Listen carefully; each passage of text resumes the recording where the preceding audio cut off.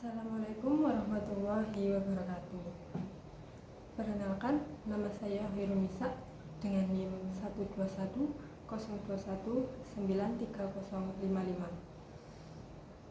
Sebelumnya saya ucapkan terima kasih kepada Ibu Zulfatun Nikmah selaku dosen pengampu mata kuliah metodologi penelitian hukum dan fikih.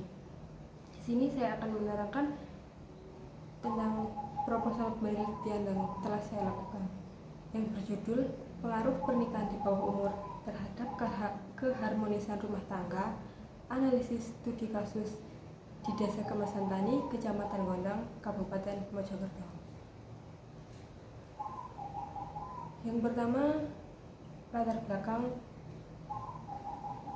pernikahan di bawah umur tersebut. Pernikahan merupakan tradisi yang sangat penting dalam masyarakat. Dalam agama Islam, pernikahan merupakan sunnah Nabi. Bagi setiap umat Islam harus mengikutinya. Pernikahan di dalam Islam sangat dianjurkan supaya keinginan biologis dan psikis dapat terlampiaskan secara halal dengan tujuan agar terhindar dari perbuatan zina. Sementara itu, di Indonesia sendiri terdapat hukum nasional yang mengatur dalam bidang hukum perkawinan, yaitu Undang-Undang Nomor 1 Tahun 1974 tentang perkawinan dan aturan pelaksananya, PP Nomor 9 Tahun 1975. Pernikahan di bawah umur sangat berdampak pada terbentuknya keluarga yang harmonis. Hal ini sesuai dengan teori yang menyatakan bahwa umumnya para pasangan muda keadaan psikisnya masih belum matang sehingga masih labil dalam menghadapi masalah yang timbul dalam pernikahan. Teori ini menunjukkan bahwa pasangan yang menikah di bawah umur masih labil dalam menghadapi masalah, dalam menghadapi cekcok rumah tangga. Hal ini dapat menyebabkan permasalahan yang timbul dalam rumah tangga tidak terselesaikan secara baik, tetapi justru akan semakin rumit. Yang berikutnya, rumusan masalah. Berdasarkan penjelasan latar belakang tadi, maka penelitian ini saya ambil rumusan masalah yang terkait menjawab permasalahan yang ada.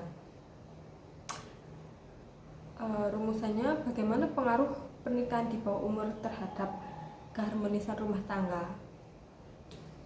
Yang berikutnya, tujuan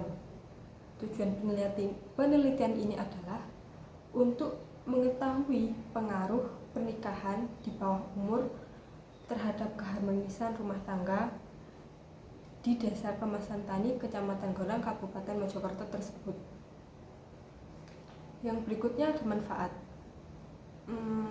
Dari penelitian ini diharapkan dapat membawa manfaat bagi beberapa pihak, baik kegunaan secara teoritis maupun secara praktis. Di antaranya, manfaat teoritis semoga dapat memberikan sumbangan pemikiran dan memperkaya wawasan tentang pengaruh pernikahan dini terhadap keharmonisan rumah tangga. Yang berikutnya, manfaat praktis. Bagi penulis, hasil penelitian ini dapat menambah pengetahuan dan wawasan bagi penulis tentang pengaruh pernikahan di bawah umur terhadap keharmonisan rumah tangga. Yang berikutnya, kajian pustaka. Di sini kajian pustaka ada kerangka konseptual, kerangka teori, dan penelitian terdahulu. Kemudian, penegasan istilah.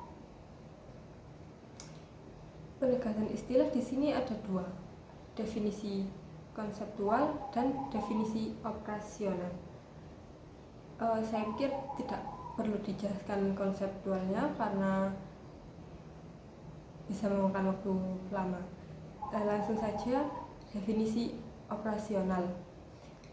Definisi operasional dalam penelitian ini dimaksudkan untuk mengetahui pengaruh pernikahan di bawah umur terhadap keharmonisan rumah tangga, analisis studi kasus di Desa Kemasantani, Kabupaten Mojokerto. Yang dimaksud adalah untuk mengetahui pengaruh dampak pernikahan di bawah umur terhadap keharmonisan rumah tangga tersebut. Yang berikutnya metode penelitian. Di sini ada beberapa poin dalam metode penelitian.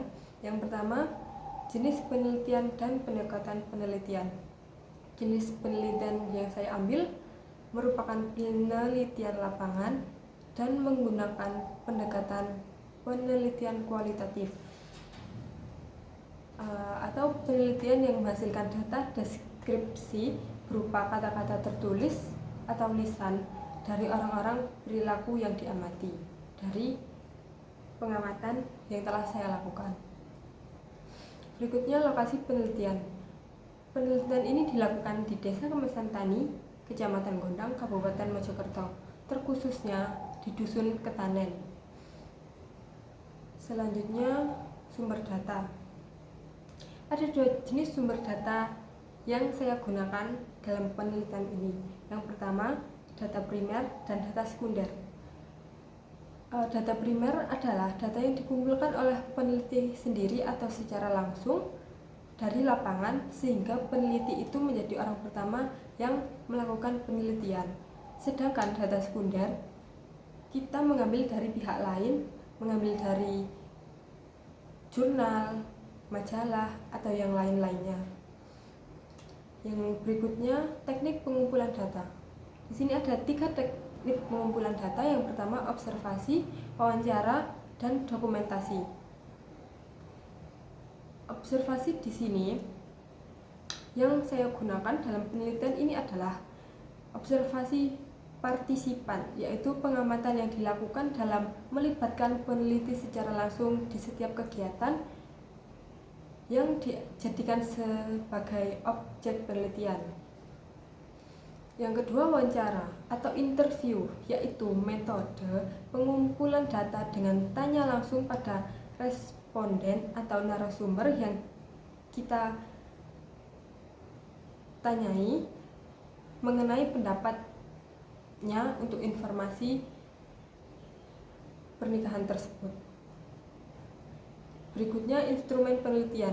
Instrumen penelitian adalah alat-alat yang diperlukan atau dipergunakan untuk mengumpulkan data yang sesuai dengan jenis penelitian yang dilakukan. Yang terakhir, teknik pengelolaan data dan analisis data.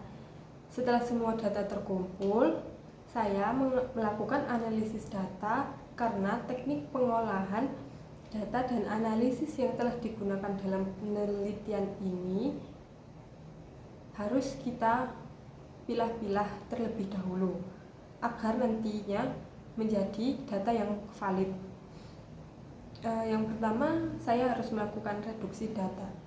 Data yang diperoleh dari lapangan kemudian akan dipilah-pilah dan dikelompokkan sesuai dengan rumusan masalah yang akan dianalisis, serta membuang data yang tidak berhubungan dengan rumusan masalah. Yang kedua, display data. Display data adalah penyajian data.